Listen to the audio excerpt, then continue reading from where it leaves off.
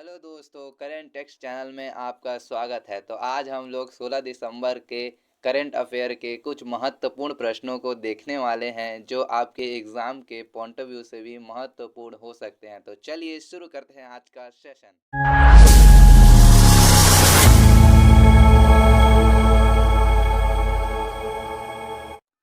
तो आज का हमारा पहला प्रश्न है, हाल ही में किस बैंक ने नारी शक्ति बचत खाता लॉन्च किया है? तो इसका सही जवाब हो जाएगा BOI यानी bank of India. Bank of India ने नारी शक्ति बचत खाता लॉन्च किया है जिसके तहत महिलाओं को 1 करोड़ तक एक्सीडेंटल बीमा और साथ ही कई बेनिफिट देगी। बैंक के अनुसार यह एक सेविंग अकाउंट ही नहीं, एक फाइनेंशियल टूल भी है जिससे महिलाओं को वित्त रूप से स्वतंत्र रहेंगी और आत्मनिर्भर बनेंगी। बैंक ऑफ इंडिया की स्थापना जो है 1906 में हुई थी और हाल ही में इसके नए MD CIO बने हैं रजनीश कर्नाटका। बढ़ते हैं अब हमारे दूसरे प्रश्न की ओर। तो हमारा दूसरा प्रश्न कुछ इस प्रकार से है, हाल ही में विश्व की सबसे गहरी और सबसे बड़ी भूमिगत प्रयोगशाला किसने लॉन्च की है? तो इसका सही जवाब हो जाएगा चाइना यानी चीन, और इसका नाम जो है उन्होंने डर्फ रखा है। इसका मतलब हो जाएगा deep underground and ultra low radiation background facility for frontier physics experiment, यानी शॉर्ट में बोलो तो डर्फ। इसका निर्माण जो है दक्षिण पश्चिम चीन के सियाचिन प्रांत के जिनपिंग पर्वत के नीचे इसका निर्माण हुआ है। इसकी गहराई जो है 1400 मीटर है। ये आप याद ही रखें क्योंकि ये पूछा जा सकता है। तो हमारा तीसरा प्रश्न है, 2024 में COP29 की मेज़बानी कौन सा देश करेगा? ये मोस्ट इम्पॉर्टेंट प्रश्न है तो आप इसे मार्क ज़रूर कर लें। तो इसका सही जवाब हो जाएगा अजरबैजान। तो इस बार 2024 में COP29 की मेज़बानी जो है अजरबैजान करने वाला है। संयुक्त राष्ट्र संघ का अगला जलवायु सम्मेलन की मेज़बानी जो है अजरबैजान करेगा। इसकी कैपिटल बाकू में होने वाली है। इसकी स्थापना जो है 1992 में हुई थी। तो चलिए बढ़ते हैं अब हमारे चौथे प्रश्न की ओर। हाल ही में अजंता सलोरा फिल्म फेस्टिवल में किसे पद्म पानी लाइफ टाइम अचीवमेंट अवार्ड से किसे सम्मानित किया गया है? तो इसका सही जवाब हो जाएगा जावेद अख्तर। जावेद अख्तर को पद्म पानी लाइफ टाइम अचीवमेंट अवार्ड से सम्मानित किया गया है। इसका आयोजन जो है 3 से 7 जनवरी 2024 तक में होगा।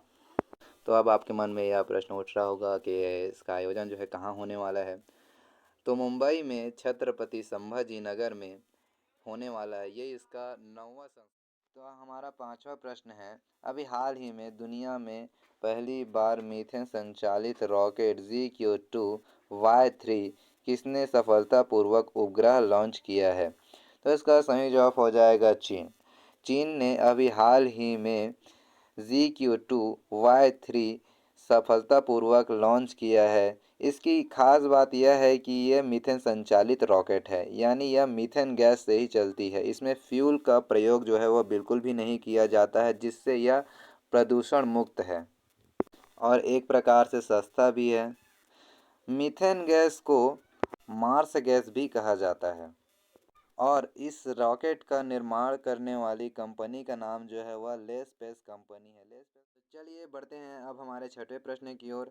हाल ही में अंतर्राष्ट्रीय सार्वभौमिक स्वच्छता कवरेज दिवस कब मनाया गया?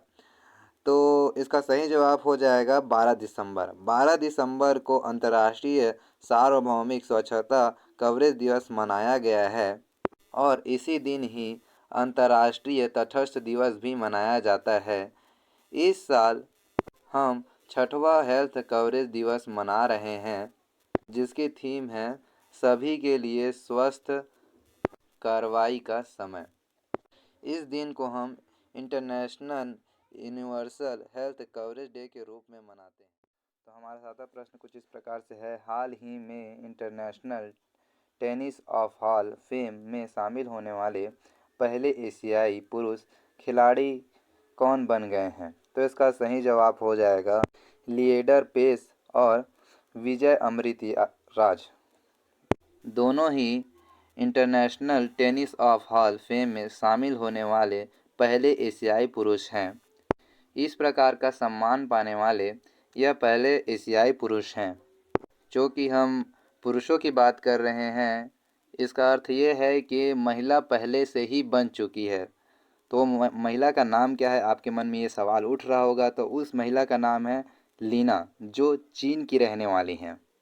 वैसे अब तक इस लिस्ट में 27 देशों के 26 लोगों को शामिल किया गया है और अभी भारत इसमें शामिल होने वाला 28वां देश बन गया है।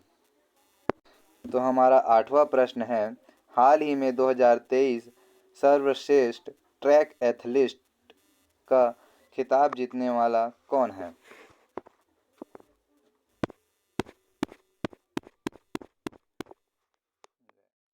तो चलिए बढ़ते हैं हमारे आठवें प्रश्न की ओर।